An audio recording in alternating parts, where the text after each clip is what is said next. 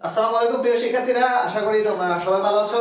পোলাপান, অনেকদিন হলো তোমাদের প্রথম এবং দ্বিতীয় পত্রের ক্লাস হয়ে গেছে, মানে কি সপ্তম অধ্যায়ের দুইটা ক্লাস আমরা অলরেডি নিয়েছি। তা আজকের ক্লাসের মাধ্যমে আমরা সপ্তম অধ্যায় থেকে পুরোপুরি উখড়ায় ফেলবো। এখন ব্যাপার হচ্ছে কি ভাইয়া, আজকের ক্লাসের মাধ্যমে যেন শেষ হয় সেটা খেয়াল রাখবেন। এবং আমি তোমাদের আগে পোস্ট করে জানাইছিলাম যে আজকে আমরা কিন্তু লাইভ এমসিকিউ এক্সাম নেব। লাইভ এমসিকিউ এক্সামটা কার উপর হবে? বিগত কোনো একটা বছরের বোর্ডের প্রশ্ন আমি নিয়ে আসছি, এই পুরো বোর্ডের প্রশ্ন আজকে আমরা সলভ করব এবং আমরা দেখব যে তোমাদের প্রিপারেশনটা কতখানি আছে। এবং তোমাদের জন্য সারপ্রাইজটা হচ্ছে একটু পরে বলতেছি, সবাই অ্যাড হওয়ার পরে। তারপরে মেইনলি আমরা তোমাদের একটা বড় একটা সারপ্রাইজ আছে, সেটা আমি বলবো।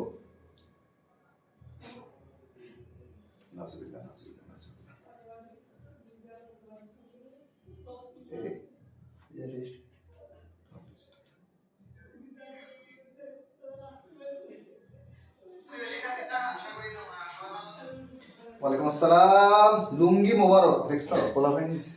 হ্যাঁ, একটা লঙ্গিটা দেখাই দিই ক্লাসে। হ্যাঁ, তোলা বাকি আছে। একটু একটু দিছিলাম ভাই কারণে। ওই তো তোলা বাকি আছে শুধু লুঙ্গি। তোমাদের ছোট ভাইয়া বলতেছে, এ দেখছো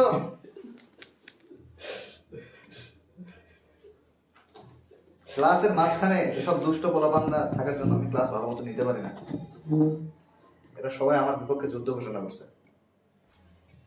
ঠিক আছে, তো আশা করতেছি আমরা দারুণ একটা ওয়েদার উপভোগ করবো আজকে, কারণ এই ক্লাসটার মাধ্যমে আমরা অনেক কিছু জানবো, শিখবো, সপ্তম অধ্যায় টোটালি শেষ করব।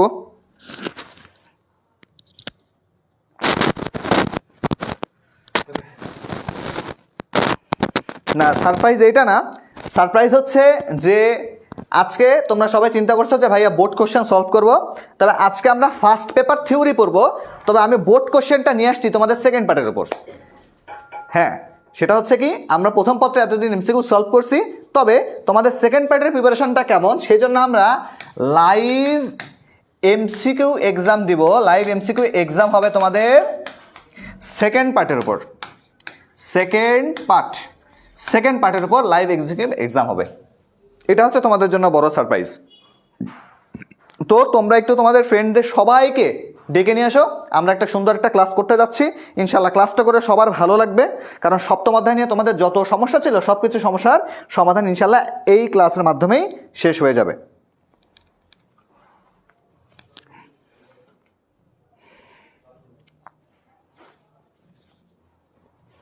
আমি একটু সময় নিচ্ছি সবাইকে অ্যাড হওয়ার জন্য, তারপরে আমরা মেইনলি ক্লাসটা শুরু করব। তোমরা সবাই ভালো আছো তো? সবার কি অবস্থা?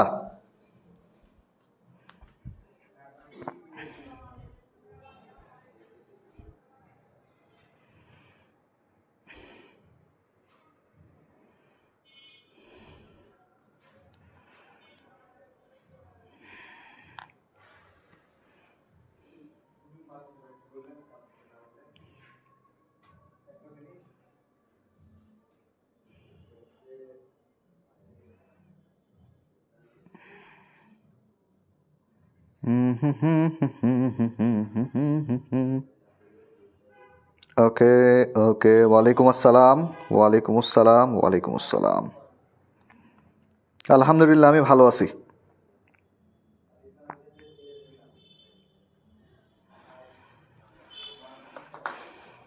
ঠিক আছে, তো আমাদের কাজটা কি? আমাদের কাজ হচ্ছে এখন ক্লাসটা শুরু করা। কিন্তু ক্লাস শুরু করার পূর্বে আমি চাইবো যে তোমরা একটু সবাই মানে তোমাদের ফ্রেন্ডদেরকে একটু ডেকে নিয়ে আসবা, তাহলে হচ্ছে সবাই একসঙ্গে ক্লাসটা করতে পারবো। ঠিক আছে, আর উপস্থিতি কেন যে কম এটা আমি আসলে জানি না, এটা খুবই দুঃখজনক একটা ব্যাপার। তো আমি ভাবছিলাম যে আরও সুন্দর একটু উপস্থিতি হবে। আমি ভালো আছি, তোমরা যারা জিজ্ঞেস করছো সবাইকে একসঙ্গে ভালো আছি। খেয়াল করে দেখো, প্রথমে ক্লাস শুরুর আগে কিছু কথা বলে নেই। সেটা হচ্ছে যে আমাদের এই সপ্তম অধ্যায়টা পড়তে গেলে যে ঝামেলাটা সব থেকে বেশি হয়, বা আমরা যেখান থেকে মনে করি যে ভয়টা আছে, সে ভয়টা হচ্ছে, তোমরা ক্লাসের শুরুতে একটু লিখে নাও, তোমরা নোট করো একটু সবাই। সেটা হচ্ছে আমাদেরকে কয়েকটা জিনিস না পড়লে হবে না। যেমন কি, সরকার কাকে বলে জানতে হবে।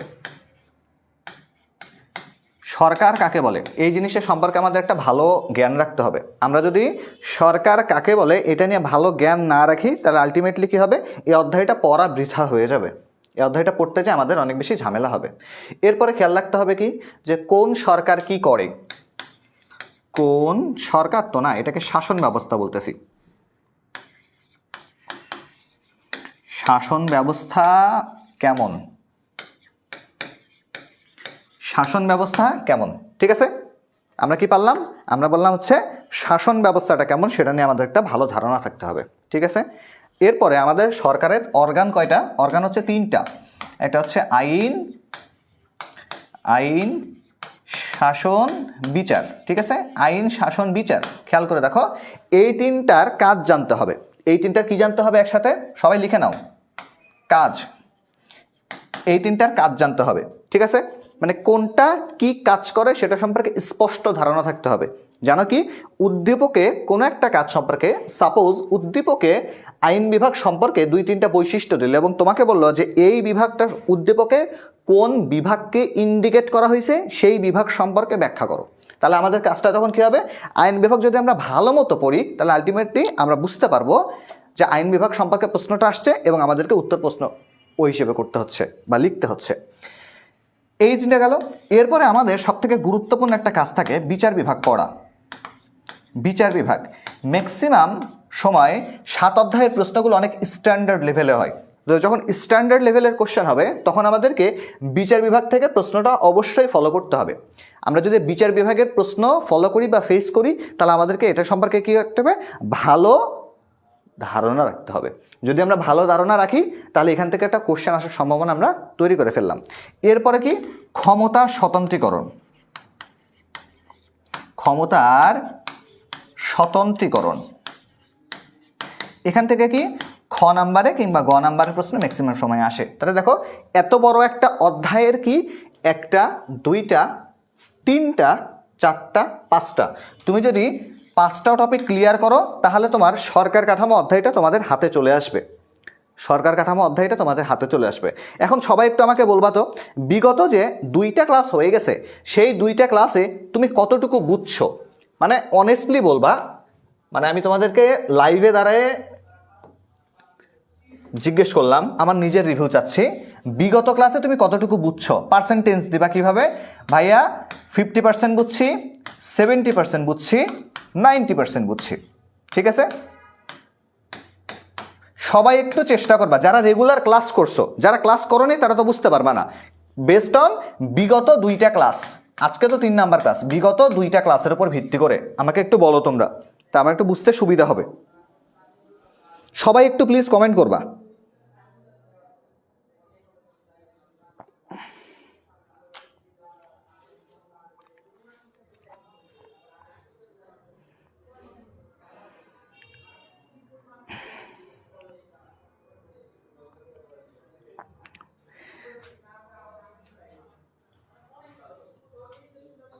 একটু পার্সেন্টেজ দিবা, মোটামুটি বললে বুঝবো না, আমাকে একটু পার্সেন্টেজ দিবা।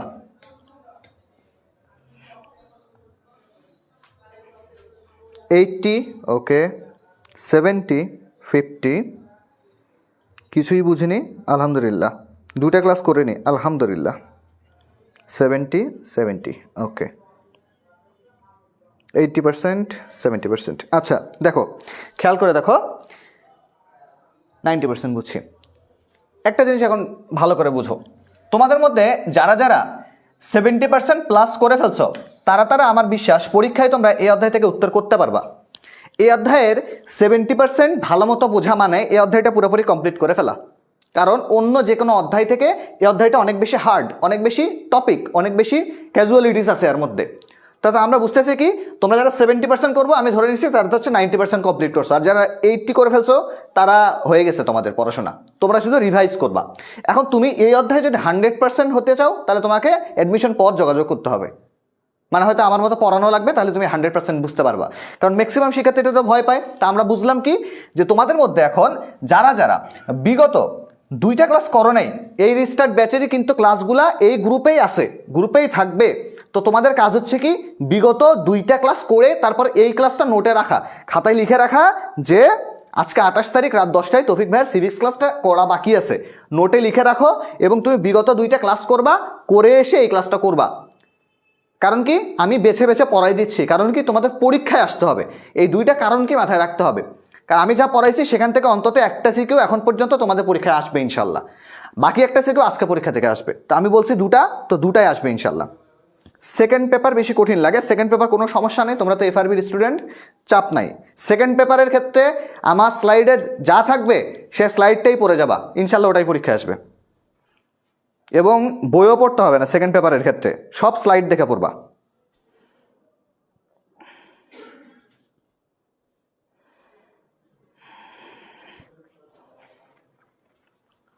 ভাই আপনি কি দিন দিন ইয়ং হচ্ছেন? না, আমি দিন দিন বুড়ো হচ্ছি, আমাকে দেখে তো বুড়োই লাগে।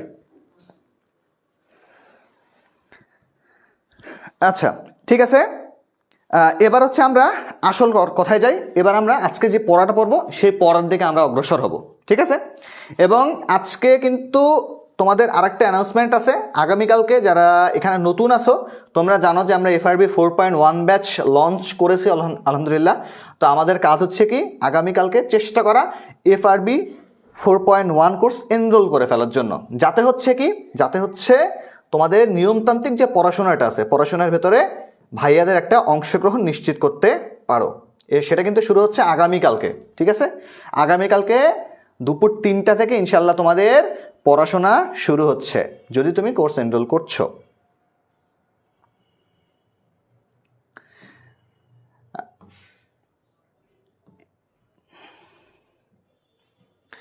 খেয়াল করে দেখো, বর্তমান সময়ের সব থেকে গুরুত্বপূর্ণ একটা টপিক নিয়ে আমি আলোচনা আজকে শুরু করতেছি, সব থেকে গুরুত্বপূর্ণ একটা টপিক নিয়ে। দেখো কিভাবে সব থেকে গুরুত্বপূর্ণ একটা টপিক বললেন ভাইয়া, খেয়াল করে দেখো, তোমরা টিভিতে খুললেই দেখবা যে কেউ একজন এসে বলতেছে যে আমাদের উচ্চকক্ষের দরকার নাই, কেউ একজন এসে বলতেছে যে না আমাদের দেশে উচ্চকক্ষ দরকার আছে। তার মানে খেয়াল করে দেখো আমরা কি বলতেছি তাহলে, যে একজন বলতেছে আমাদের প্রপোর্শনাল রিপ্রেজেন্টেটিভ বা পিআর দরকার আছে, আর একজনের বলতেছে কি পিআর দরকার নাই। তার মানে আমাদের দুইটা সেকশন হয়ে যাচ্ছে। এখন খেয়াল করে দেখো যে আমাদের বইয়ের মধ্যে আছে একটা হচ্ছে এক কক্ষ বিশিষ্ট আর একটা হচ্ছে দ্বিকক্ষ বিশিষ্ট। আমাদের দেশে কি দ্বিকক্ষ বিশিষ্ট আইনসভা না এক কক্ষ? অবশ্যই এক কক্ষ।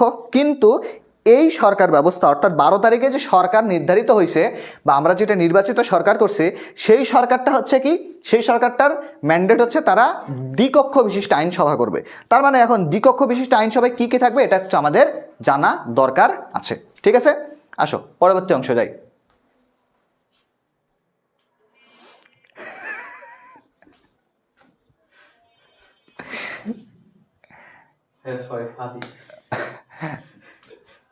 ওটার রিপ্লাই দেবো আমি, ওটাকে আমার ক্লাসের মাঝখানে দিচ্ছে না? ঠিক আছে, রাখিয়া দিলাম, ব্রেনে রাখলাম। দেখো এক কক্ষ বিশিষ্ট আইনসভা কোনটা? এক কক্ষ বিশিষ্ট আইনসভা হচ্ছে সদস্যগণ ভোটে নির্বাচিত হয়। মানে আমাদের আগের যে অবস্থা ছিল, মানে বাংলাদেশের সাংবিধানিক অবস্থা কি এক কক্ষ বিশিষ্ট আইনসভা, ঠিক আছে? এখানে কি হলো, আমরা জনগণ পিপল টু এমপি যে ভোট করলাম সেটাই হচ্ছে আমাদের এক কক্ষ বিশিষ্ট আইনসভা। সে সংসদে বসতেছে, বসার পর কি করতেছে, বসার পরে আমাদের যা দাবি দেওয়া আছে সমস্যা আছে সেগুলো ঠিক করে দিচ্ছে। তাহলে এটাকে আমি এক কক্ষ বললাম। আচ্ছা ভাইয়া দ্বিকক্ষ বিশিষ্ট তাহলে কোনটাকে বলতেছি? দেখো দ্বিকক্ষ বিশিষ্ট আইনসভা হচ্ছে কি দুই ভাগে বিভক্ত। দেখো দ্বিকক্ষ মানে কি, কক্ষ হচ্ছে দুইটা হবে, মানে কি ঘর দুইটা ঘরের মধ্যে এখন আলোচনা হবে। একটা কি নিম্ন কক্ষ আর একটা হচ্ছে উচ্চ কক্ষ। নিম্ন কক্ষ কি প্রত্যক্ষ ভোটে নির্বাচিত হয়, তাহলে এটা কি বললাম, এটা হচ্ছে এক কক্ষ বিশিষ্ট। এক কক্ষ আমরা তো এক কক্ষ বিশিষ্টতে পড়ছিলাম যে সরাসরি জনগণের ভোটে নির্বাচিত হবে, তাহলে এখানেও একই লেখা যে প্রত্যক্ষ ভোটে নির্বাচিত। কিন্তু দ্বিকক্ষ বিশিষ্ট আইনসভার আরেকটা পার্ট থাকে, সেটা হচ্ছে উচ্চ কক্ষ, যেটা হচ্ছে কি 4 ভাগে আসন বন্টন করা হয়। অনেকের ক্ষেত্রে দ্বিকক্ষ এক কক্ষ বিশিষ্ট সমস্যা হচ্ছে কি কক্ষ মানে ঘর, তাহলে কি এক কক্ষ মানে একটা ঘরের মধ্যে হাউস অফ অ্যাসেম্বলি হচ্ছে, আর দ্বিকক্ষ বিশিষ্ট মানে উচ্চ কক্ষ থাকলো একটা, নিম্ন কক্ষ থাকলো। নিম্ন কক্ষের যে এমপিরা আছে তারা ডিসিশন নিয়ে উচ্চকক্ষে জানাইলো, উচ্চকক্ষ একটা মতামত দিল। এখানে সংখ্যা কত, এখানে সংখ্যা হচ্ছে 100, এখানে সংখ্যা কত 100। তা এরাও কি করলো, এরাও সিদ্ধান্তের সাথে একমত হয়ে কি পাশ করলো একটা সিদ্ধান্ত। আর যদি এক কক্ষ বিশিষ্ট আইনসভা হয় তাহলে এখানে আলোচনা হলো, এখান থেকেই পাশ করে ফেললো। তার মানে কি দ্বিকক্ষ বিশিষ্ট আইনসভা যেটা আছে সেটা একটা কঠিন আইনসভা, আর এক কক্ষ বিশিষ্ট কি সহজ আইনসভা। তাহলে এখন আমরা বলতেছি কি এখানে আসন বন্টনটা কিভাবে হয়, খেয়াল করে দেখো। এখানে 4 ভাগে আসন বন্টনটা হয়। দেখো 1 নাম্বার উত্তরাধিকার সূত্রে রাজপরিবারের কোনো সদস্য, যেমন ব্রিটিশ হাউস অফ লর্ডসের কিছু আসন থাকে। আমাদের দেশে কি রাজপরিবার আছে? আমাদের দেশে কি রাজপরিবার আছে? নাই, আমাদের দেশে রাজপরিবার নাই। তার মানে কি? তার মানে হচ্ছে আমাদের দেশে এটা কাজ করবে না, কিন্তু আমাদেরকে জেনে রাখতে হবে। এরপরে কি? মনোনয়নের মাধ্যমে বিশেষজ্ঞ বা সমাজসেবীকে রাষ্ট্রপতি সমাজ দ্বারা প্রভাবিত করে, যেমন ভারতের রাষ্ট্রপতি হাউস অফ রিপ্রেজেন্টেটিভের কিছু মনোনীত সদস্য। মানে বলতেছে এখানে যে আমি কি মনোনয়ন দিলাম, যে তোমাকে দরকার আছে রাষ্ট্রের জন্য গুরুত্বপূর্ণ কাজে তোমার অংশগ্রহণের দরকার আছে, তাহলে আমি কি করছি, তোমাকে মনোনয়ন দিলাম, তুমি এখন এসে উচ্চকক্ষে বসো, তুমি এখন এসে কি উচ্চকক্ষে বসো, বসে দেশ পরিচালনায় সাহায্য করো। এরপরে প্রত্যক্ষ নির্বাচনের মাধ্যমে উচ্চকক্ষের জন্য কি রাজ্য পরিষদের সদস্য নির্বাচনে, যেমন ইউএসএ সিনেটের সরাসরি ভোট হয়, অর্থাৎ কি উচ্চকক্ষের জন্য আলাদা ভোট নেওয়া হয়। যেমন কি নিম্নকক্ষের জন্য একটা ভোট আছে, তেমনই উচ্চকক্ষের জন্য আলাদা। উচ্চকক্ষের আসন সংখ্যা কত? 100। তাহলে 100-র মধ্যে আমার নির্বাচন হলো। প্রথম নির্বাচন আমরা কতর মধ্যে করলাম? 300-র জন্য করলাম। ওটা কি নিম্ন সভার জন্য, হাউস অফ রিপ্রেজেন্টেটিভের জন্য। এটাকে কি বলা হয়? নিম্ন সভা বলা হয়। উচ্চ কক্ষকে বলা হয় কি লর্ডস কিংবা সিনেট বলা হচ্ছে। তার উচ্চ কক্ষটাকে আমরা কি বলতেছি? এখানে 100 সিট আছে, 100 জন আলাদা করে আবার নির্বাচন হইল। এবার খেয়াল করো, পরোক্ষ নির্বাচনের মাধ্যমে তাহলে কি যারা নির্বাচিত এমপি হয়ে গেছে, অর্থাৎ নিম্ন সভার যারা এমপি আছে, তারা মিলে যখন মনে করলো যে না আমার পক্ষ থেকে কিছু এমপি উপরে দেওয়া দরকার আছে, বা আমার নজরে ওই ব্যক্তি আছে, তাহলে এমপি হয়ে রেকমেন্ডেশন যেটা দিলাম সেটাকে আমরা বললাম হচ্ছে পরোক্ষ। যেমন কি বলছে, নির্বাচক মণ্ডলীর মাধ্যমে সংসদ সদস্য নির্বাচিত, যেমন ভারতের বিধানসভার সদস্যগণের মাধ্যমে সংসদের রাজ্য পরিষদ নির্বাচন হয়। অর্থাৎ কি যারা বিধানসভা বলতে কোনটা বলছে? নিম্ন সভাকে বোঝাচ্ছে। রাজ্যসভা বলতে কোনটাকে বোঝাচ্ছে? উচ্চ সভাকে বোঝাচ্ছে। তার মানে বিধানসভার যে এমপিরা আছে সেই এমপিরা কি করতেছে? রাজ্যসভার যারা এমপি আছে তাদেরকে সিলেকশন দিচ্ছে। তাহলে এটা কি বলতেছে? কি পরোক্ষ নির্বাচনের মাধ্যমে। এগুলো মুখস্থ করে ফেলবা, এগুলো মুখস্থ করে ফেলবা। এগুলো মুখস্থ না করলে কিন্তু বিকল্প নেই, ভুলে যাবা। সমস্যা হচ্ছে এটা।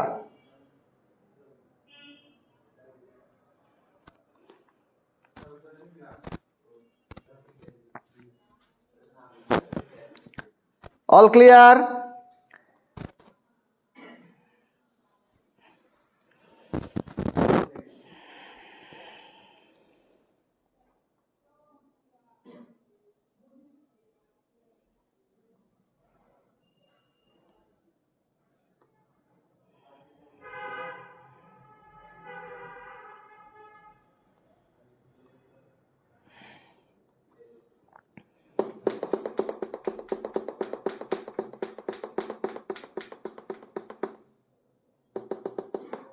ফাবিহা, এটা হইতেছে সপ্তম অধ্যায়। সপ্তম অধ্যায়ের মাঝখানের অংশ পড়াচ্ছি এখন। ওকে, এবার আসো, এবার আমরা আলোচনা করব সরকারের পার্ট নিয়ে। সরকারের পার্ট কয়টা? সরকারের পার্ট হইতেছে 3টা। দেখো, সরকারের 3টা পার্টকে কি করতে হবে? সহজভাবে বুঝতে হবে। দেখো, সহজভাবে বোঝার উপায় কি? এই 3টা লাইন মুখস্থ করে ফেলবা। আগে ভালো করে বুঝো। আইন প্রণয়নের দায়িত্ব, তার মানে কি তৈরি। সহজ কথা, যার কাজ তৈরি করা তার নাম হচ্ছে আইন বিভাগ।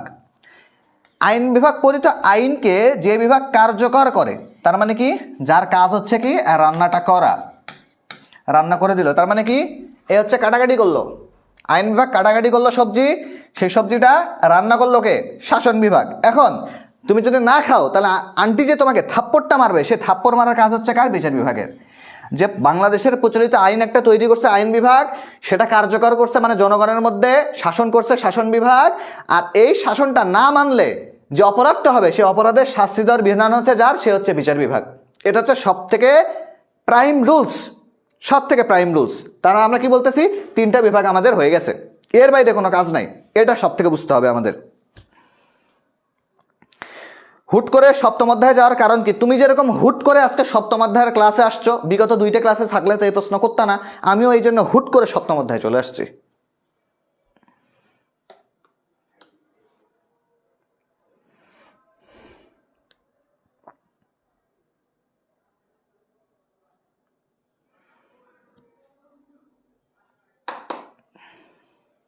ওকে, চলো পরবর্তী অংশ তাহলে আমরা যাই। এবার একটু কাজগুলো কি কি সেটা একটু দেখে নিই। দেখো, আইন বিভাগ কি করতেছে খেয়াল করো। আইন প্রণয়ন রুল মেকিং ফাংশন অর্থাৎ তৈরি করার কাজ করতেছে, সংশোধন, পরিমার্জন, পরিবর্ধন করে, আইন সংবিধান প্রণয়ন সংশোধন করে, সংসদীয় সরকার ব্যবস্থায় শাসন বিভাগকে নিয়ন্ত্রণ করে। খুব গুরুত্বপূর্ণ একটা এমসিকিউ, যে কোন বিভাগ সংসদীয় অবস্থায় বা মন্ত্রিপরিষদ শাসন ব্যবস্থায় শাসন বিভাগকে নিয়ন্ত্রণ করতেছে। কিছু কিছু নির্বাচনমূলক কাজ করে। শাসন বিভাগের কাজ কি? রুল অ্যাপ্লিকেশন ফাংশন, আভ্যন্তরীণ শাসন পরিচালনা করা, রাষ্ট্রপতি কর্তৃক আইনসভার অধিবেশন আহ্বান স্থগিত ভেঙে দেওয়া, রাষ্ট্রপতি কর্তৃক অধ্যাদেশ জারি করা, রাষ্ট্রপ্রধানের সামরিক কার্যাবলী নিয়ন্ত্রণ করা। বিচার বিভাগের কাজ কি? বিচার বিভাগের কাজ হচ্ছে কি? শুধু বিচার করা। এর বাইরে আর কোনো কাজ নাই। এর বাইরে কি নাই? আর কোনো কাজ নাই। হিসাব শেষ। এবার আসো, সেটা হচ্ছে যে আগামীকালকে দুপুর 3টায় সবাই মানে ইফতার পাবা। তাহলে কি 1 মার্চ কয়টায়? দুপুর 3টায় কি করতে হবে? FRB 4.1। এখন জিজ্ঞেস করবা যে ভাইয়া FRB মানে কি? FRB মানে হচ্ছে ফাইনাল রিভিশন ব্যাচ, ঠিক আছে? ফাইনাল রিভিশনে কোথায় থেকে পড়া শুরু হবে? 0 থেকে শুরু হবে। কোন পর্যন্ত? এইচএসসির আগ পর্যন্ত, ঠিক আছে? এইচএসসির আগে পর্যন্ত। আচ্ছা, কি পড়ানো হবে? তোমার যাবতীয় মানবিকের সব কিছু আছে, সব কিছু পড়ানো হবে। এরপরে কি করা হবে? তোমাদেরকে ফার্স্ট 100, যারা বান্ডেলে ফার্স্ট 100 হবা, ঠিক আছে? বান্ডেলে ফার্স্ট 100 হবা, তারা কি পাবা? একটা ব্যাগ পাবা। এমন না যে তোমার আবার মেয়েরা আবার চিন্তা করো না যে ভাইয়া ওই যে ছোট ছোট পার্স দিবেন নাকি আবার, বা ঘাড়ের ব্যাগ ওই যে ঝুলানো থাকে যেগুলো, ওগুলো দিবেন নাকি? না, এটা ব্যাগ না, এটা তোমাদের ভার্সিটি যাওয়ার জন্য একটা চলো শিখের স্ট্যান্ডার্ড ব্যাগ পাবা তোমরা। এরপরে কি? যারা কম্বো, ঠিক আছে? COMBO, কম্বো প্লাস গ্রুপে ভর্তি হবা।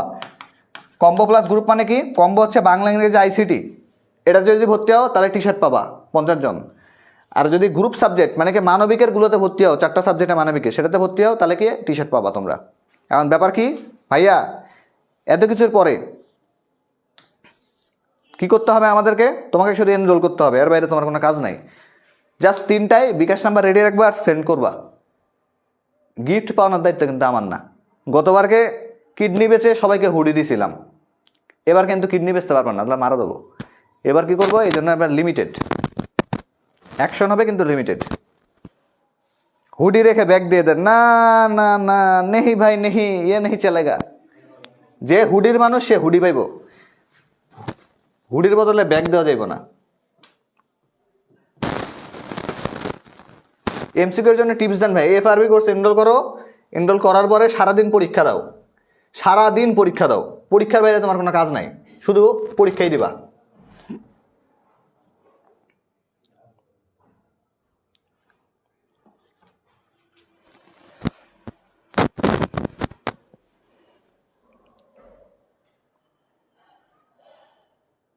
আচ্ছা, সজীব মিথ্যা লেগে কি মিথ্যা প্রকার করলা বুঝলাম না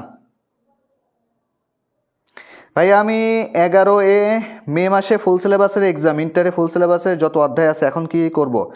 মে মাসে এক্সাম, চাপ কিসের? তুমি এনরোল করা ক্লাস করতে থাকো। এখন খেয়াল করে দেখো, তুমি যদি এখন মানে তোমার FRB 4.0 এনরোল করা উচিত ছিল, তাহলে কি হতো? তাহলে হচ্ছে তুমি আরও বেশি আউটপুট পাইতা। এখন 4.1 আসতেছে, 1 এনরোল করো, 1 এনরোল করে পড়াশোনা শুরু করে দাও। ফুল সিলেবাসের পরীক্ষা, কলেজের পরীক্ষায় যদি ভালো রেজাল্ট না করো, তাহলে কিন্তু বাপ মা অফিসার দিবে। খুব সিম্পল ম্যাথ এগুলা।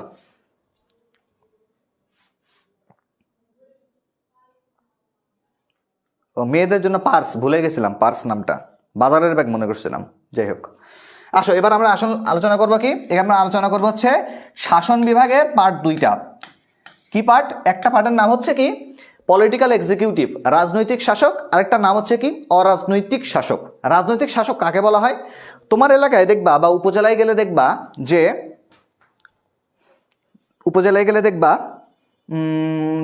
উপজেলা চেয়ারম্যান নামে একটা পদ আছে এবং উপজেলা ভাইস চেয়ারম্যান নামে একটা পদ আছে। এই পদটাকে দেখবা ইউএনওর থেকেও বড়। কারণ কি? ওই এলাকা নিয়ন্ত্রণ করতে একজন চেয়ারম্যানের দরকার আছে। সেটা কি? রাজনৈতিক চেয়ারম্যানের দরকার আছে। সে রাজনৈতিক চেয়ারম্যানটা কি হয়? দেখবা সবসময় সরকার দলীয় থেকেই হয়। এর একটা নির্বাচন হয়, যে উপজেলা চেয়ারম্যান নির্বাচন। নামটা কি? নাম হচ্ছে কি উপজেলা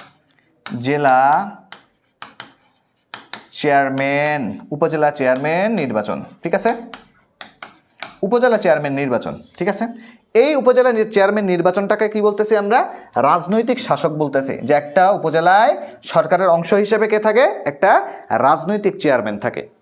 আর দ্বিতীয় কথা হচ্ছে নন পলিটিক্যাল এক্সিকিউটিভ কোনটা বা শাসক কোনটাকে বলতেছি? দেখো, থানার ইনচার্জ কোনো দলের না, ডিসি কোনো দলের না, সচিব কোনো দলের না, বিভাগীয় কমিশনার কোনো দলের না, অন্যান্য স্তরের কর্মকর্তা কোনো দলের না, ইউনো কোনো দলের না, কিংবা বাকি যতগুলো ক্যাডার আছে, ক্যাডারগুলো আছে 28টা ক্যাডার, এই ক্যাডারগুলো কোনো দলের না। তাহলে আমরা বুঝতে পারতেছি কি, যে যারা বিভিন্ন পরীক্ষার মাধ্যমে নিয়োগপ্রাপ্ত হয়, যেমন বিসিএস পরীক্ষা বা বিভিন্ন চাকরির পরীক্ষা কিংবা পুলিশের পরীক্ষা, এইগুলা কি? এগুলো হচ্ছে কি নন পলিটিক্যাল, মানে এটা কি পলিটিক্যাল অ্যালায়েন্স হয় না, এদের সাথে পলিটিক্যাল কোনো লবিং হয় না। হ্যাঁ, বাংলাদেশের প্রেক্ষাপটে নিয়োগের পরে দল করে, সেটা আলাদা ব্যাপার, কিন্তু সিস্টেম বা সংবিধান পড়তেছি আমরা, এখানে স্টেট বলা আছে কি, যে এগুলো হচ্ছে নন পলিটিক্যাল চেয়ার।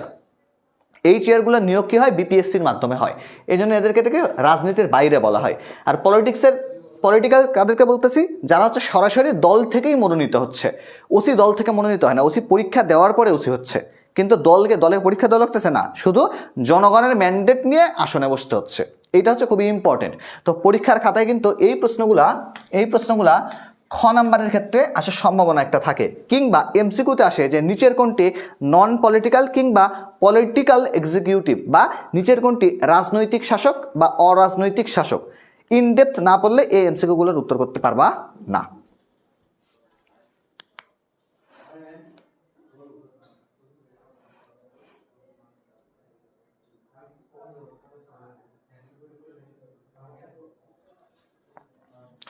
সবাইকে বুঝতে পারছি আমরা?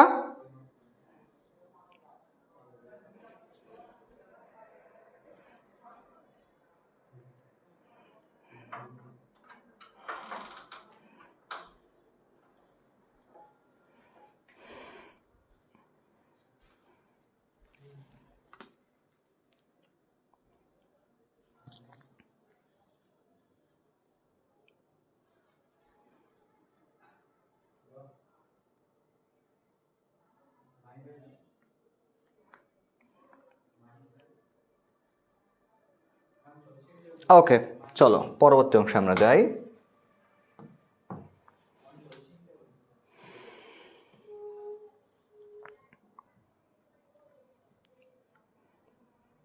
মোস্ট ইম্পর্টেন্ট পার্টে আমরা এখন আসি, সেটা হচ্ছে কি দ্য জুডিশিয়ারি কিংবা বিচার বিভাগ। খুবই গুরুত্বপূর্ণ একটা প্রশ্ন। আচ্ছা, বিচার বিভাগটা কাকে বলে?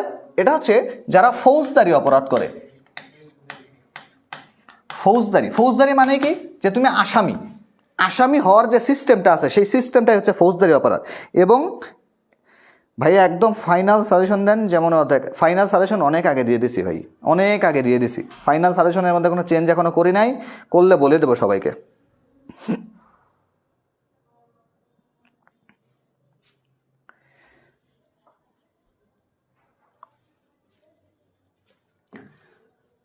সরকারের যে বিভাগ ন্যায় বিচার প্রতিষ্ঠার জন্য আইন ভঙ্গকারীকে শাস্তি প্রদান করে তাকে বিচার বিভাগ বলা হয়। নিউজউইকের মতে বিচার বিভাগ হচ্ছে সেই বিভাগ যা আইনের ব্যাখ্যা ও প্রয়োগ করে ব্যক্তির সাথে রাষ্ট্রের বিরোধ দেখা দিলে বিচার বিভাগ আইনের আলোকে তা মীমাংসা ও ন্যায় বিচার প্রতিষ্ঠা করে থাকে। তাহলে ন্যায় বিচারের কাজটা কি, বা বিচার বিভাগের কাজটা কি? বিচার বিভাগের কাজ হচ্ছে শুধু ন্যায় বিচার তৈরি করা। আচ্ছা, আমি তোমাদের একটা খুব প্র্যাকটিক্যাল এক্সাম্পল দিয়ে দিই, যে প্র্যাকটিক্যাল এক্সাম্পলটা তোমাদের ভবিষ্যতে কাজে লাগবে। দেখো খেয়াল করে, বাংলাদেশে রেপ একটা জাতীয় সমস্যা। বাংলাদেশে রেপ একটা কি জাতীয় সমস্যা। এখন জাতীয় সমস্যাটাকে আমি একটু ভাগ করতেছি। কি লিখলাম?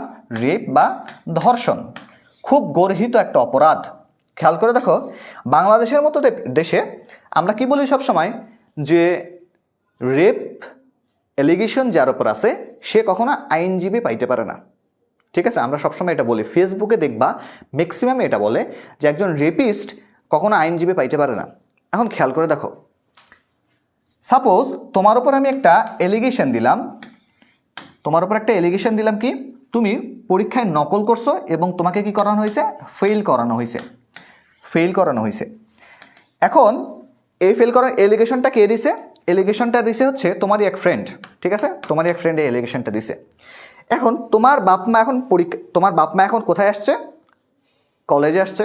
কলেজে আসার পরে তারা এখন বলতেছে যে না ও তো নকল করে নেই, এবং তুমিও বলতেছো যে তুমি নকল করে নাই। তার মানে আমার ব্যাপারটা কি দাঁড়াচ্ছে, তুমি ডিনাই করতেছো যে ভাই আমি নকল করি নাই।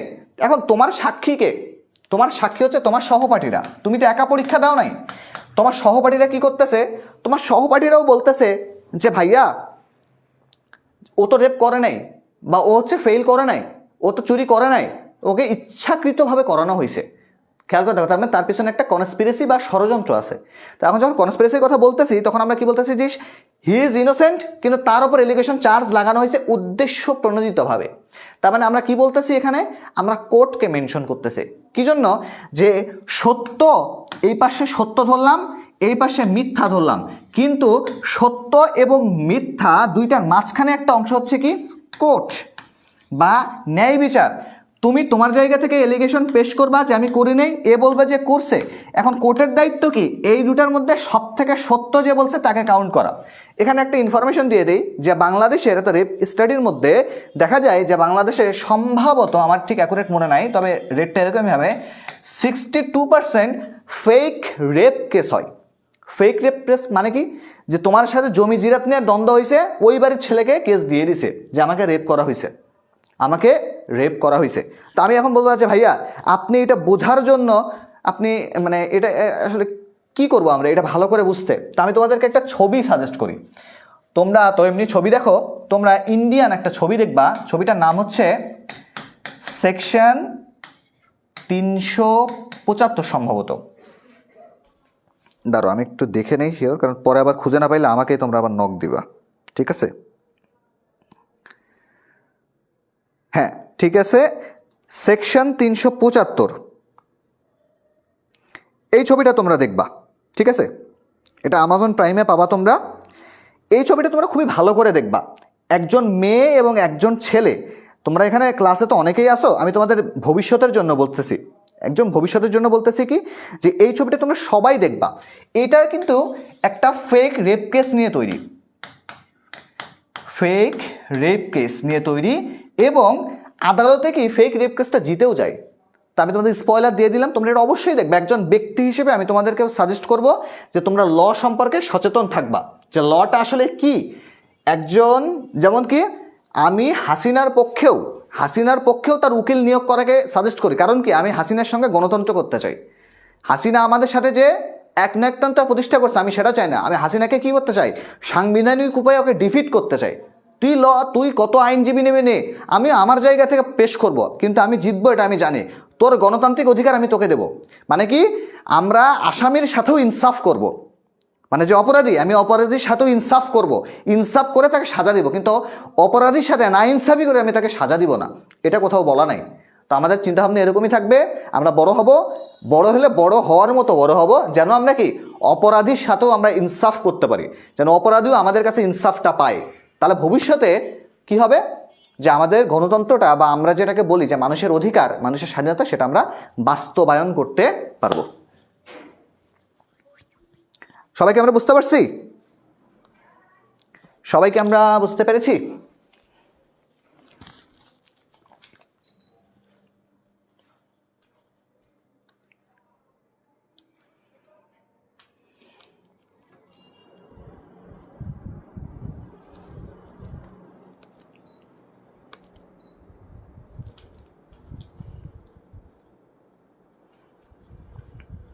ওকে ওকে ওকে ওকে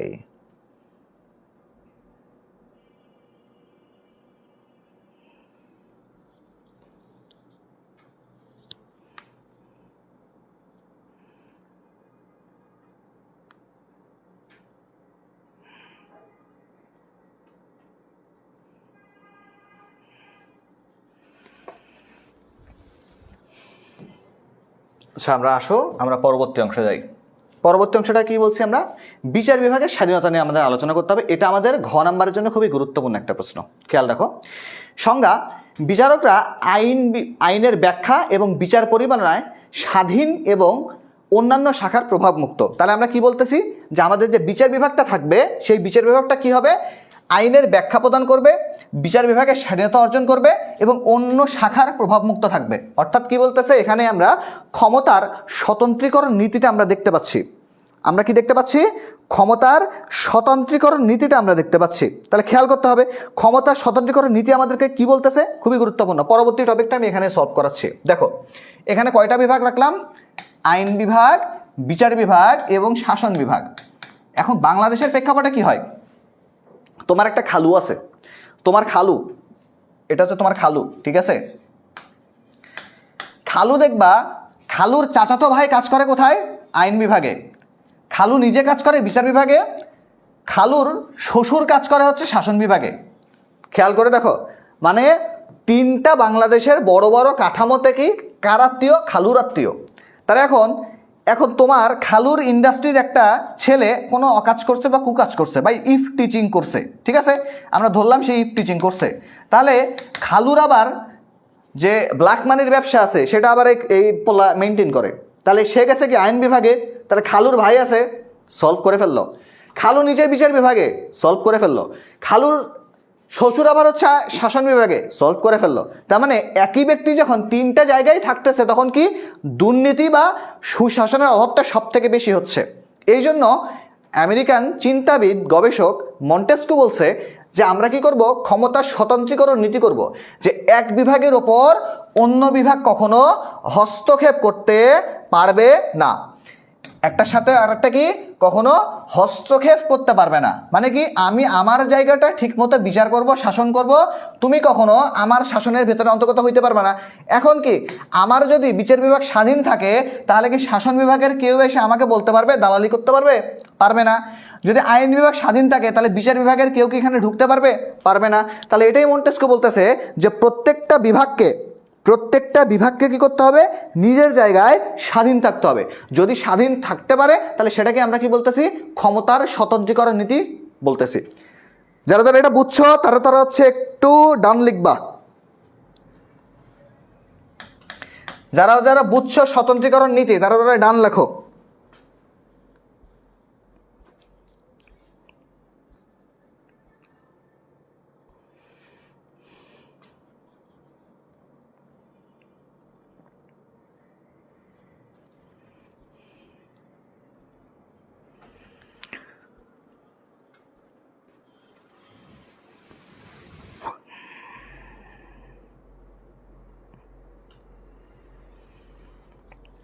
খেয়াল করে দেখবা আগামীকালকে কিন্তু যারা প্রি বুকিং করো নাই, না করার কারণে কিন্তু সব থেকে বড় লসটা তারা খাবে, ঠিক আছে।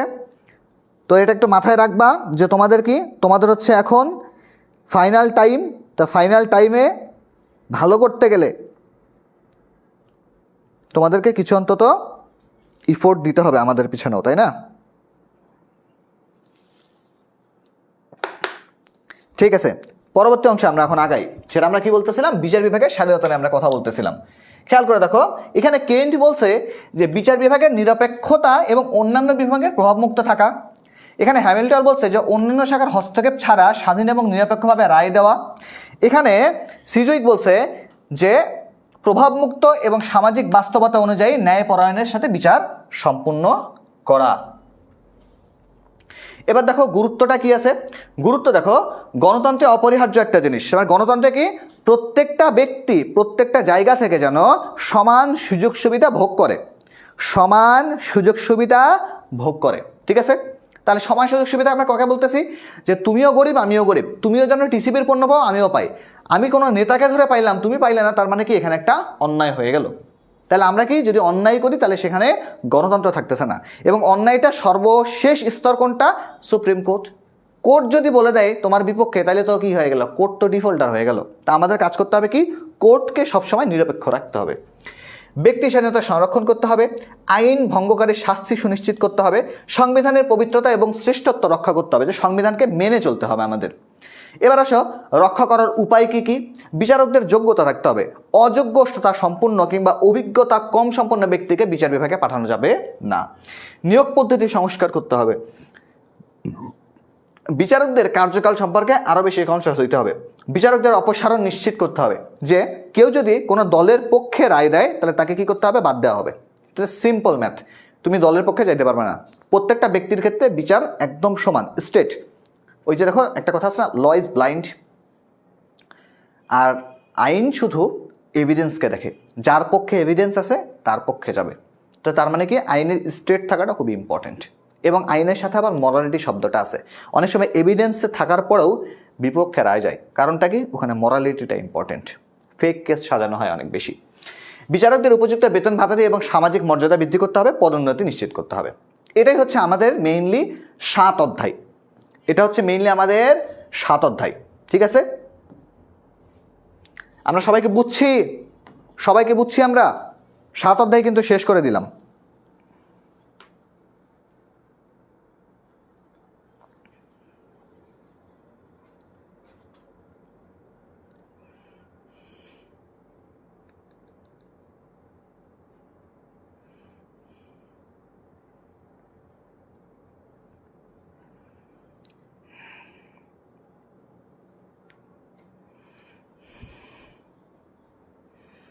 সবাইকে বুঝতে পারছি?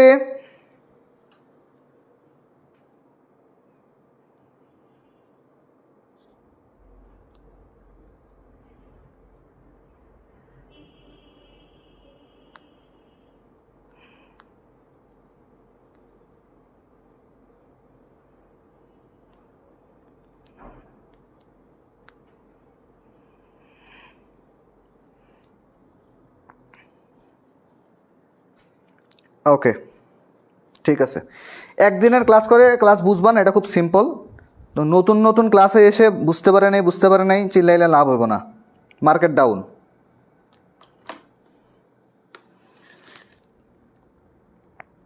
পিডিএফের জন্য ক্যাপশন ফলো করো, ক্যাপশনে সব বলে দেওয়া আছে।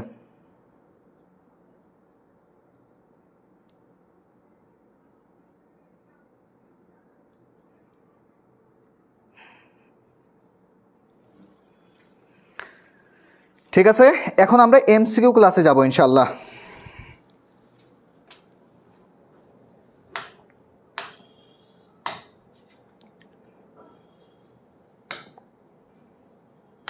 দেখো আজকে আমরা সলভ করব কি, আজকে আমরা সলভ করব রাজশাহী বোর্ড।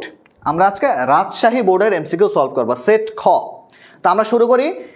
একটা থাম্ব রুল হচ্ছে কি, যে ক্লাস শেষে আমাকে অন্তত বলবা যে কার কয়টা এমসিকিউ হয়েছে, এবং সত্যি সত্যি বলবা, আরেকজনের দেখে দেখে উত্তর করবা না। সৎ থাকো, রোজা রমজান মাস। ঠিক আছে, শুরু।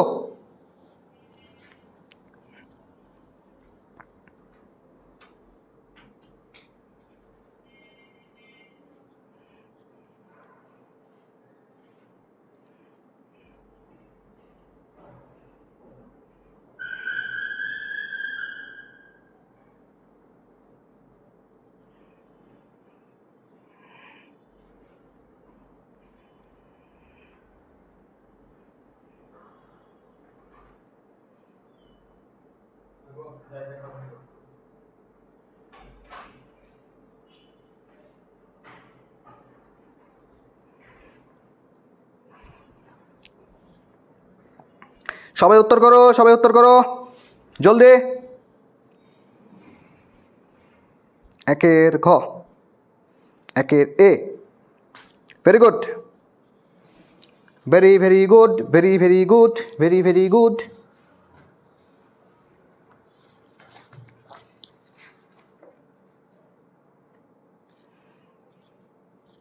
পর্যাপ্ত রেসপন্স পাচ্ছি না কেন জানি পোলাপাইনের কাছ থেকে। পোলাপাইন কি মানে ক্লান্ত হয়ে গেছে তোমরা? আসলেই এত ক্লান্ত হইলে তো বিপদ।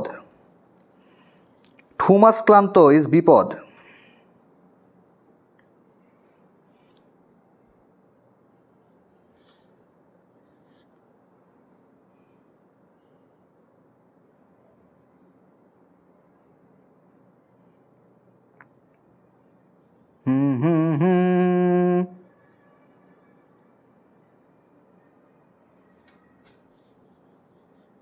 দেখো এই প্রশ্নের উত্তর যারা ভুল করতেছো, তাহলে এটা কি মানে ভুল কি মানা যায়? ইফ টিচিং 10ম অধ্যায়ের কোশ্চেন, ঠিক ঠিক আছে? তো দশম অধ্যায় যেহেতু এটা কোশ্চেন, তার মানে আমাদের কাজটা কি? দশম অধ্যায় ভালো করে তাহলে আমাদের পড়া হয় নাই। না পড়া হওয়ার কারণটা কি? এই প্রশ্নের উত্তর কেন ভুল যাবে? এটা কি ভুল যাওয়ার ন্যূনতম কোনো যোগ্যতা আছে এই প্রশ্নের? এটা তো মানে সব থেকে অশিক্ষিত কোশ্চেন। তাহলে এটার উত্তর কি বলতেছে? ইফ টিচিংয়ের কারণ কি? তো ইফ টিচিংয়ের কারণ কি ভাই? এক তো সুশিক্ষার তো আর অভাব আছেই, ঠিক আছে, সুশিক্ষার অভাব আছে। আরেকটা কি? অপসংস্কৃতির অভাব আছে, অপসংস্কৃতির প্রভাব। নগরায়ন কখনো ইফটিচিং এর কারণ হইতে পারে না। তার মানে উত্তর কোনটা হচ্ছে? উত্তর হচ্ছে 1 এবং 2। ঠিক আছে, পরেরটাই চলে গেলাম আমরা। 2 নম্বর এমসিকিউ। 1972 সালের সংবিধান অনুযায়ী রাষ্ট্র পরিচালনার মূলনীতি কয়টি? চতুর্থ অধ্যায়ের কোশ্চেন, চতুর্থ অধ্যায়ের কোশ্চেন। ঠিক আছে, চতুর্থ অধ্যায়ের কোশ্চেন। ঠিক আছে, বলো তো দেখি 2 নম্বর প্রশ্নের উত্তর কি হবে? জলদি।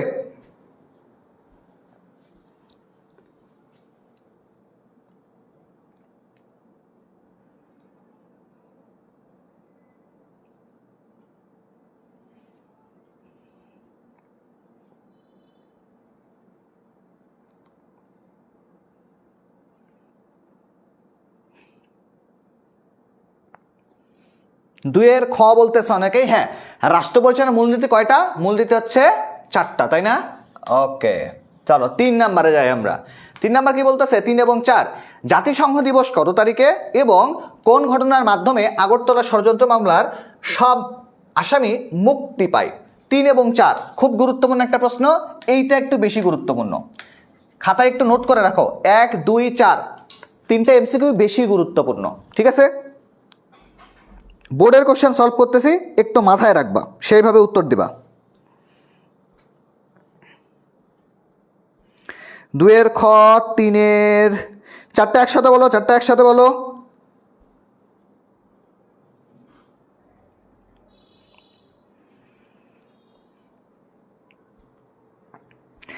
এখানে লেখা সিস্টেম আছে, এখানে তোমরা কিভাবে লিখবা? তোমরা লিখবা হচ্ছে 3 লিখে একটা ডট দিয়ে কি দিবা? ক। আর 4 লিখে কি করবা? 4 লিখে আবার গ, এইভাবে দিবা তোমরা। তাহলে একটা কমেন্টেই হয়ে যাবে। একটু চালাক হও, একটু চালাক না হলে দুনিয়াটাকে খুব কঠিন, বুঝতে পারছি? ওকে, 3-এর 3 বলতেছে অনেকে 70-এর নির্বাচন। তার মানে খেয়াল করে দেখো, আমাদের ক্ল্যারিটির ঝামেলা আছে কিভাবে। আমাদের 6 ঘটনা মানে কোন ঘটনার মাধ্যমে আগরতলা ষড়যন্ত্র মামলার সব আসামি মুক্তি পান। দেখো, এটাতে আমরা 70 দেখাচ্ছি। কেন দেখাচ্ছি? কারণ আমরা জানি না। উত্তরটা হচ্ছে 69-এর গণ অভ্যুত্থানের মাধ্যমে মেইনলি আগরতলা মামলা সবাই মুক্তি পায়। এই গণ অভ্যুত্থানটা না হলে আগরতলা মামলায় যে 35 জনকে আসামি করা হয়েছিল, সে 35 জন আসামিটা জেলেই থাকতো। আবার জাতিসংঘ দিবস কবে? 24শে অক্টোবর। জাতিসংঘ দিবস কবে? 24শে অক্টোবর। তার মানে আমরা এখানে উত্তর পাচ্ছি কয়টা? খ এবং খ। 5 নাম্বার আসো, খেয়াল করো। হালিমা বেগম খুলনার কয়রা উপজেলার একজন বাসিন্দা। এই বছর জোয়ারের পানিতে বেড়িবাঁধ ভেঙে তার ঘরবাড়ির ফসল তলিয়ে যায়। বর্তমানে তিনি ছোট ছেলে মেয়ে নিয়ে আশ্রয়কেন্দ্রে অবস্থান করতেছে। হালিমা বেগম কোন ধরনের সমস্যায় পড়ছে? জলবায়ু পরিবর্তন, সমুদ্র উপকূলে বসবাস সমস্যা, নদীর গতিপথ পরিবর্তন, নাকি অপরিকল্পিত নগরায়ন? 5 নাম্বার খুবই গুরুত্বপূর্ণ একটা প্রশ্ন। এই ধরনের প্রশ্ন পরীক্ষায় সচরাচর এসে থাকে। 5 একটা হয়েছে। অঙ্কুর, তোমার আব্বুর নাম্বারে ফোন দিয়ে বলে দিতে হবে, তোমার আব্বার নাম্বারে ফোন দিয়ে বলে দিতে হবে। তোমরা তো আমার হচ্ছে আমাদের ইয়াতে আসছিলা, ব্যাচ ওরিয়েন্টেশনে আসছিলা তোমরা। তোমার আব্বুর নাম্বারে ফোন দিয়ে বলে দেবো, দাঁড়াও। বাপ মায়ের নাম্বারগুলো কোচিংয়ের নেওয়া দরকার আছে। তোমরা যে পরিমাণে বান্দর, এটা অন্তত জানানো দরকার। তাহলে উত্তর হচ্ছে ক, জলবায়ু পরিবর্তন। কেন? এখানে জলোচ্ছ্বাস এবং জোয়ারের পানি বৃদ্ধি অন্যতম প্রধান সমস্যা। এবার আসো 6 নম্বরে কি বলছে? যে উদ্দীপকে উল্লেখিত সমস্যার বাংলাদেশের প্রভাব কেমন? লবণাক্ততা বৃদ্ধি, ঘূর্ণিঝড় জনস্বাস্থ্য সৃষ্টি হবে, কৃষি উৎপাদন ব্যাহত হবে। 6 নম্বর প্রশ্নের উত্তর করো। 6 নাম্বার।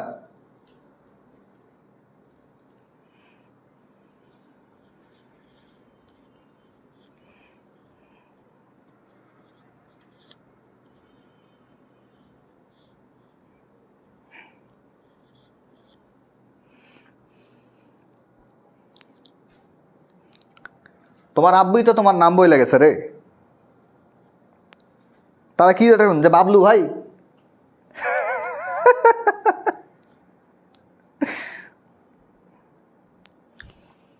তাহলে 6 কি বলতেছি, সমস্যার প্রভাব সবটাই তো আছে, লবণাক্ততাও আছে, জলোচ্ছ্বাসও সৃষ্টি হচ্ছে, কৃষি উৎপাদনে ব্যাহত হচ্ছে। তার উত্তর হচ্ছে কয়টা? 3টাই। উত্তর হচ্ছে কয়টা? 3টাই। যারা সি বলতেছ তারা নিজের কানে একটা থাপ্পড় মারো। 7 নাম্বার দেখো, 1971 সালে মুক্তিযুদ্ধকালে গঠিত সরকারের প্রধানমন্ত্রী কে ছিল? খুবই গুরুত্বপূর্ণ একটা প্রশ্ন। 7 নাম্বার, খুবই গুরুত্বপূর্ণ একটা প্রশ্ন। 2 অধ্যায় থেকে এই প্রশ্নটা নেওয়া হয়েছে। 2 অধ্যায় থেকে এই প্রশ্নটা নেওয়া হয়েছে।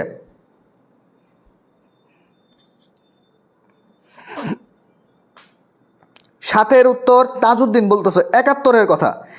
71-এর সেই মুক্তিযুদ্ধতে সুফি সাধক দেওয়ানবাগি বাবাজান অস্ত্র ধরেছে, যুদ্ধ করেছে, মুক্ত করেছে বাংলা মায়ের প্রাণ। 7 নাম্বার খুবই গুরুত্বপূর্ণ একটা প্রশ্ন।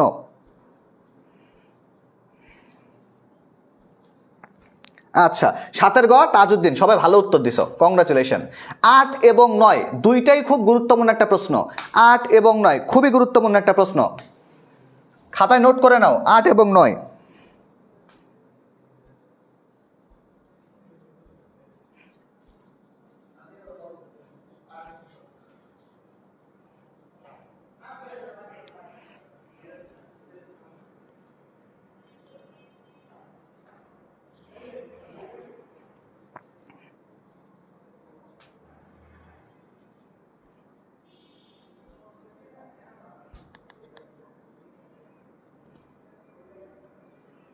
একাত্তরেরতে মুক্তিযুদ্ধতে সুফি সাধক দেওয়ানবাগি বাবাজান অস্ত্র ধরেছে, যুদ্ধ করেছে, মুক্ত করেছে বাংলা মায়ের প্রাণ। Twinkle, twinkle, little star, how I wonder what you are up above the so high, like a dam in the sky.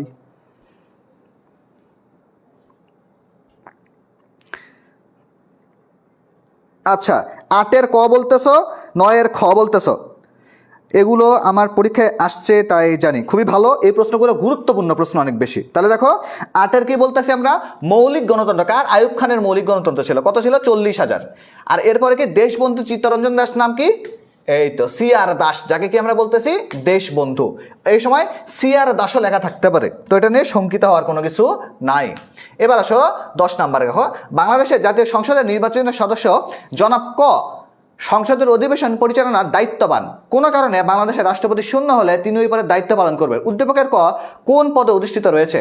10 number most important question, 5ম অধ্যায় থেকে নেওয়া হয়েছে এই প্রশ্নটা।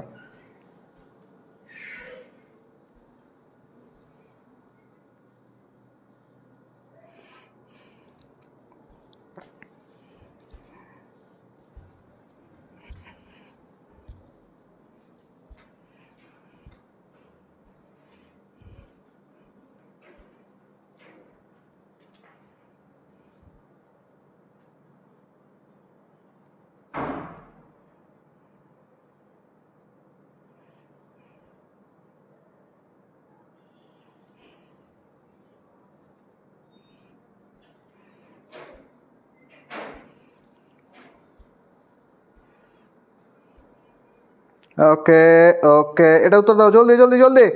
স্পিকার, খেয়াল করে রাখো। তাহলে স্পিকার কি? রাষ্ট্রপতির পদ শূন্য হলে স্পিকার রাষ্ট্রপতির পদে যাবে এবং ডেপুটি স্পিকার কি করবে? ডেপুটি স্পিকার সেই ভূমিকা পালন করবে।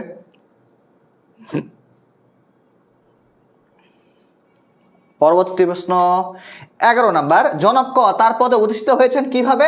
12 নাম্বার, জোট নিরপেক্ষ আন্দোলনের প্রথম শীর্ষ সম্মেলন কোথায় অনুষ্ঠিত হয়েছিল?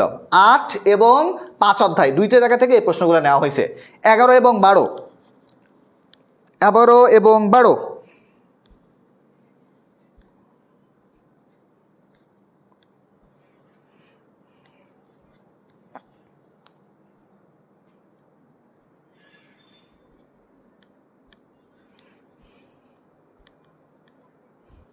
টাল মানে কি ভাইয়া?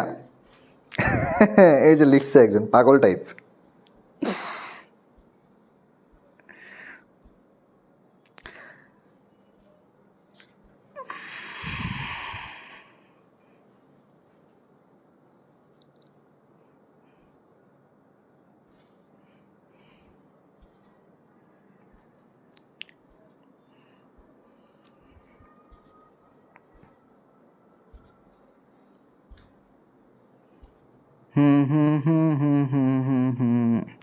ওকে, good one. Raisa B D B বলতেছে কি সংসদ সদস্যদের ভোটে, খুবই দারুণ উত্তর। জোট নিরপেক্ষ আন্দোলন হচ্ছে কোথায়? বেলজিয়ামে। ম্যাক্সিমামই একই প্রশ্ন করতেছে, একই উত্তর দিচ্ছে। তোমরা কি দেখে দেখে বলছো নাকি রে ভাইয়া? তোমরা কি দেখে দেখে বলছো নাকি ভাইয়া? বুঝতে পারছি না যে সবাই ঘ বলতেছে।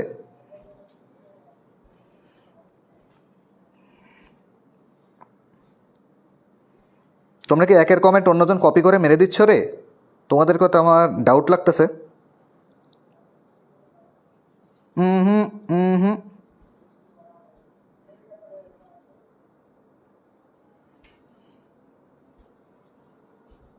দেখো তোমরা এই যে একের কমেন্ট অন্য যে মানে কপি মারো, এটার একটা উদাহরণ দিয়ে দিই তোমাদেরকে।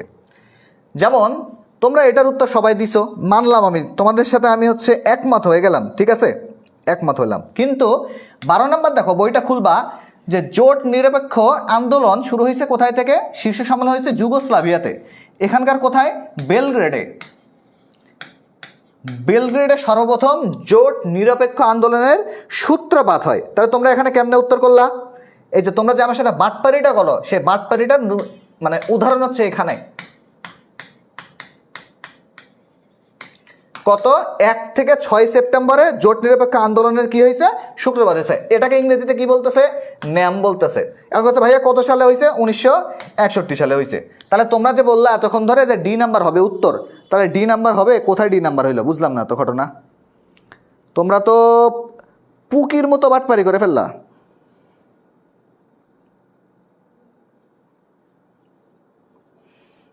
এই তো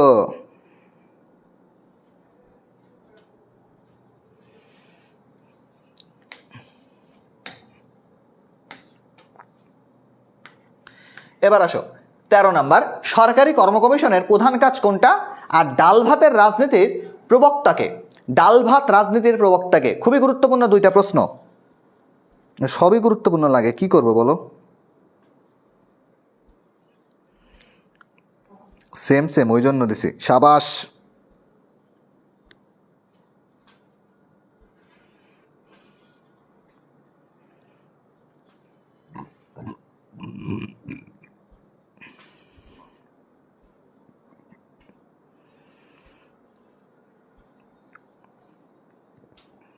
দেখো এটা 13 উত্তর দাও, জলদি জলদি জলদি।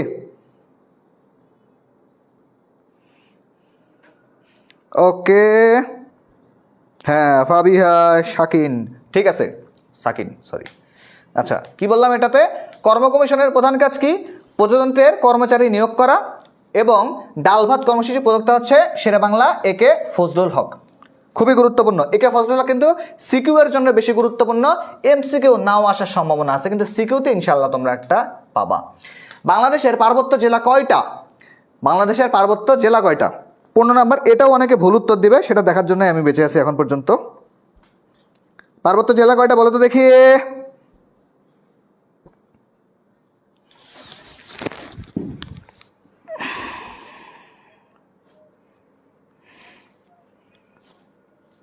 পনেরো নাম্বার খ।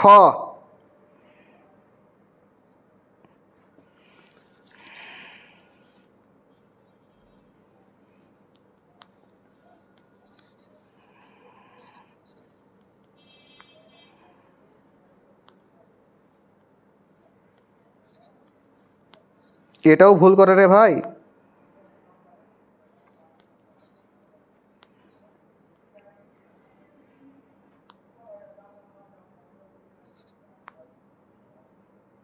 ওকে, 3টা তাই না? এরপরে দেখো পরবর্তীতে 16 এবং 17 কি বলতেছে? যে সাজ্জাদ হোসেন সম্প্রতি সুপ্রিম কোর্টের হাইকোর্ট বিভাগের বিচারপতি হিসেবে নিয়োগ পেয়েছেন। আচ্ছা, সাজ্জাদ সাহেবকে কে নিয়োগ দিছে? খুবই গুরুত্বপূর্ণ একটা প্রশ্ন, 5ম অধ্যায় থেকে এই প্রশ্নটা নেওয়া হয়েছে। সবাই উত্তর করো জলদি।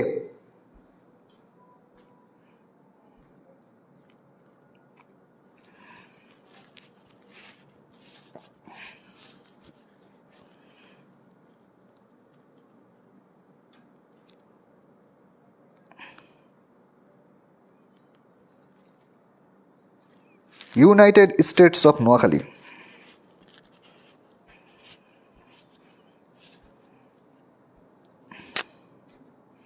ওকে, সাজ্জাদ সাহেবকে কে নিয়োগ দিছে? জলদি পোলাপান জলদি। রাষ্ট্রপতি নিয়োগ দিছে, সাবাস, তোমরাই তো দেশের ভবিষ্যৎ রে। 17 নম্বর দেখো, উক্ত পদে সাজ্জাদ সাহেবের নিয়োগ লাভের যোগ্যতা কি? বাংলাদেশের নাগরিকতা, 10 বছরের আইনজীবী অভিজ্ঞতা, অনূন্য 3 বছর যাবৎ বিচার বিভাগের দায়িত্ব পালন করা। খুবই গুরুত্বপূর্ণ একটা প্রশ্ন। উত্তর হচ্ছে 1 এবং 3। এখানে কি উত্তর হচ্ছে 3 নম্বরে 1 এবং 2 নম্বর অপশন।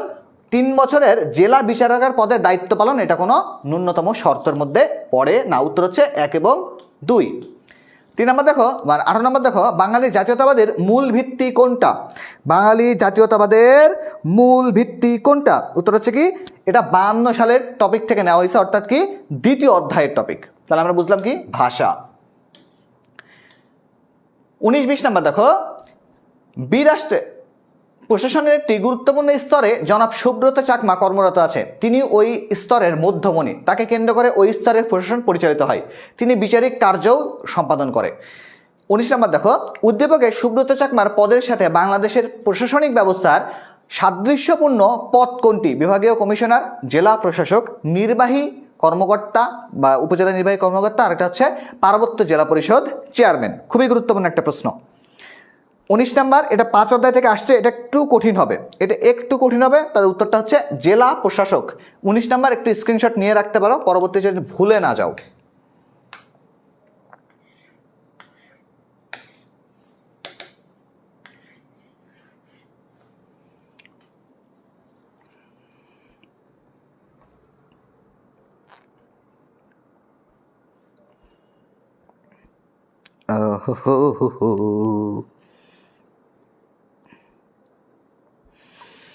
এবার দেখো 20 নম্বরে আমরা যাই, সময় হয়ে গেছে। 20 নম্বর কি বলতেছে, বাংলাদেশের সর্বোচ্চ আইন কর্মকর্তাকে? প্রধান বিচারপতি, আইনমন্ত্রী, অ্যাটর্নি জেনারেল নাকি রাষ্ট্রপতি? 7 অধ্যায়ের প্রশ্ন, উত্তর হচ্ছে কি অ্যাটর্নি জেনারেল। জনাব সালাম একজন ইউনিয়ন পরিষদের চেয়ারম্যান। তার ইউনিয়নের অধীনে একটি গ্রামের 2টো পরিবার জমি জমা নিয়ে বিরোধে লিপ্ত হয়। পরিবার দুটি একে অপরের বিরুদ্ধে মামলার প্রস্তুতি নিলে সালাম সাহেব নিজে উদ্যোগী হয়ে বিষয়টি সুস্থ সমাধান দেন। এবার আসো, সালাম সাহেবের উদ্যোগটা ইউনিয়ন পরিষদের কোন ধরনের কাজ? 1 উন্নয়নমূলক, 2 সেবামূলক, 3 সামাজিক, 4 বিচার সালিশিমূলক। এবং চেয়ারম্যান সাহেবের এর উদ্যোগকে তুমি কি বলো? সামাজিক স্থিরতা রক্ষা করবে, নাগরিক অধিকার রক্ষা করবে, নাগরিক সচেতনতা বৃদ্ধি করবে। 21 এবং 22 নাম্বার প্রশ্নের উত্তর করো। 21 এবং 22।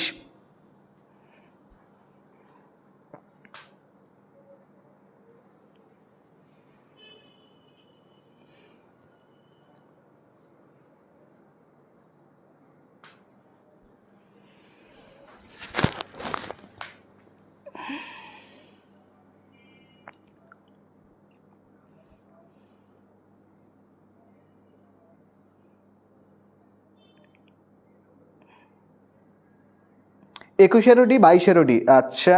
হ্যাঁ,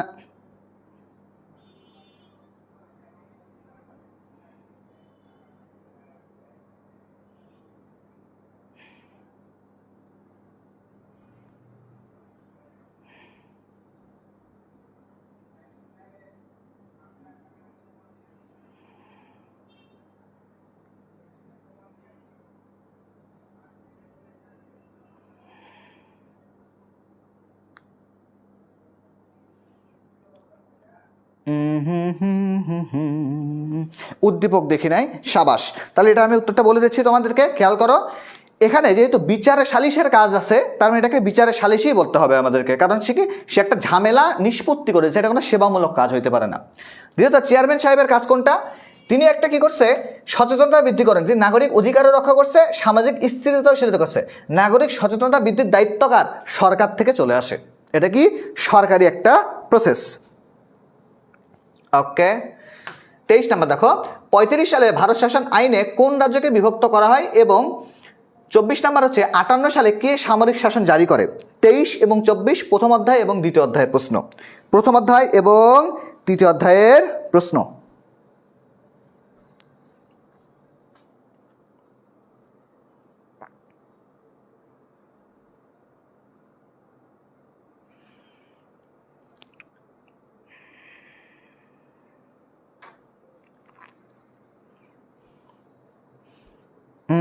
এই প্রশ্নের উত্তর ভুল হচ্ছে। ওকে, ভেরি গুড। তাহলে এটা আমি পাইলাম কোথায়? 23-এর খ। আর জারি করছে কে? ইস্কান্দার মির্জা। কে জারি করছে? ইস্কান্দার মির্জা জারি করছিল। সাবাস, এই প্রশ্নের উত্তর দেখে সবার হয়েছে। ওকে, চলে যাই 25 নাম্বার। 1970 সালের নির্বাচনে পূর্ব পাকিস্তানের জন্য জাতীয় পরিষদে কয়টি আসন বরাদ্দ ছিল? খুবই গুরুত্বপূর্ণ একটা প্রশ্ন, এমসিকিউতে বারবার আসে। 26 নাম্বার, রাষ্ট্রপতিকে অভিশংসনের জন্য জাতীয় সংসদ সদস্যদের কি পরিমাণ ভোটের প্রয়োজন আছে? 25 এবং 26 খাতায় নোট করে নাও। 25 এবং 26 খাতায় নোট করে নাও।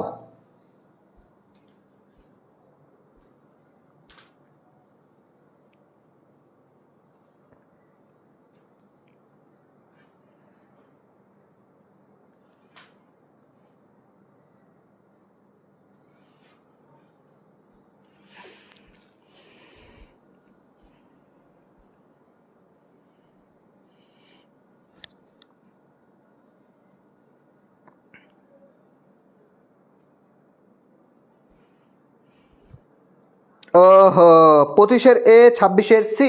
খেয়াল করে দেখো, এই প্রশ্ন তো অনেকে ভুলে গেছো। আসলে ভুলে যাওয়ার কারণ হচ্ছে রিভিশন ভালো মতো দেও না। হ্যাঁ, খ গ উত্তর সঠিক। তাহলে কি বলতেছি, 169টা আসন পাইছিল এবং এখানে কি 2/3, মানে 3 ভাগের মধ্যে 2 ভাগ মানুষকে বলতে হবে যে রাষ্ট্রপতিকে চাই না। 29 নাম্বার, 27 এবং 28 দেখো, সংরক্ষিত মহিলা আসনে সংসদ সদস্যরা নির্বাচিত হন কিভাবে? ক, নির্বাচন কমিশনের সিদ্ধান্তের ভিত্তিতে। খ, সমঝোতার ভিত্তিতে। গ, জনগণের প্রত্যক্ষ ভোটে। ঘ, সদস্যদের আনুপাতিক প্রতিনিধিত্বে। 28 নম্বর দেখো, মুসলিম লীগের প্রতিষ্ঠার উদ্দেশ্য কী ছিল? ইংরেজদের প্রতি মুসলমানদের আনুগত্যবোধ, মুসলমানদের রাজনৈতিক অধিকার প্রতিষ্ঠা, অন্যান্য সম্প্রদায়ের সাথে সম্পর্ক উন্নয়ন। খুবই গুরুত্বপূর্ণ প্রশ্ন, খুবই গুরুত্বপূর্ণ প্রশ্ন, খুবই গুরুত্বপূর্ণ প্রশ্ন।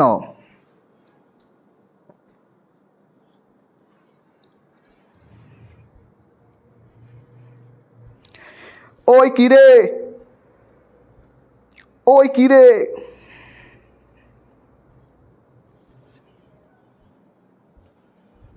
সবাই উত্তর দাও, সবাই উত্তর দাও, সবাই উত্তর দাও।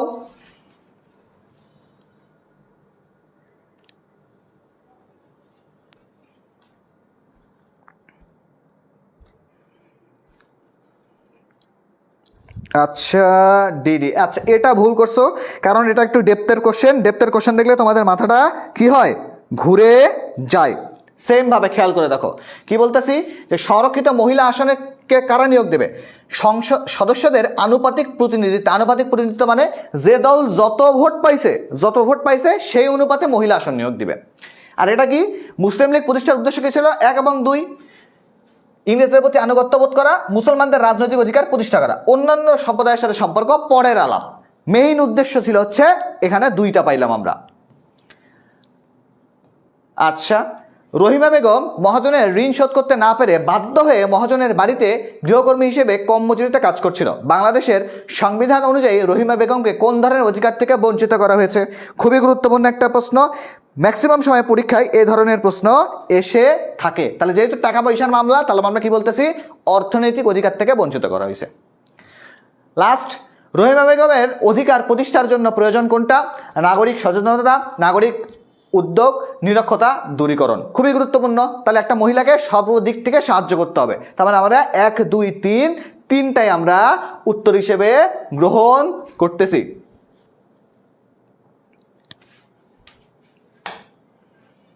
তাহলে এখন আমাকে বলো যে কার কয়টা এমসিকিউ হয়েছে?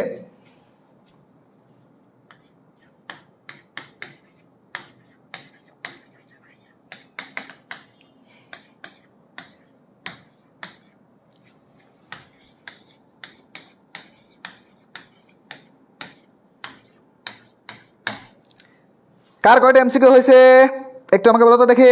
30-এর মধ্যে কার কথা হইল? 30-এর মধ্যে কার কয়টা হইল?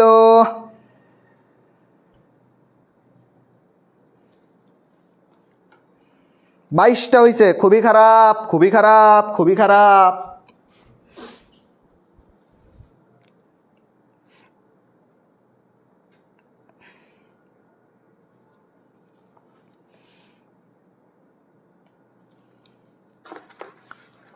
আচ্ছা আচ্ছা, 25টা হয়েছে, 27টা হয়েছে, 24টা হয়েছে, 30টাই হয়েছে। সাবাস বাঘের বাচ্চা,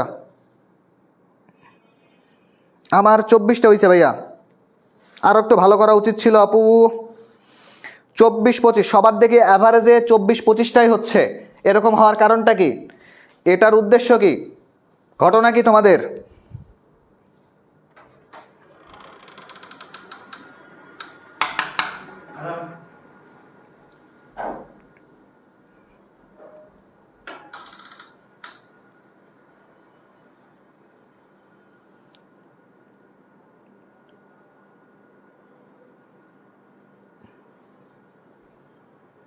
এটা একটু টোটালি অন্যায় হয়ে যায়, ঠিক আছে?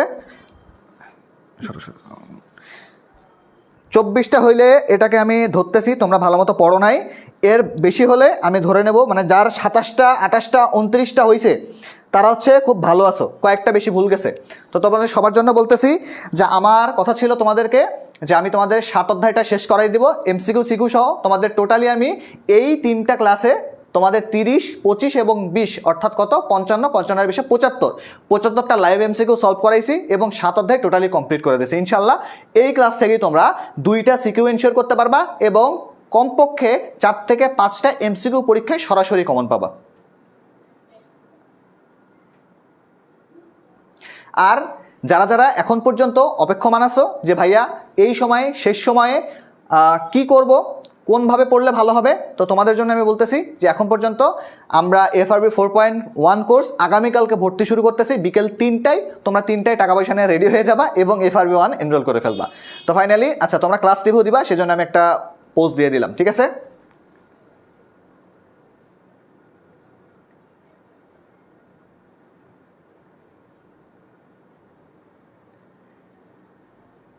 নির্বাচনে জিতে গেছি আমরা।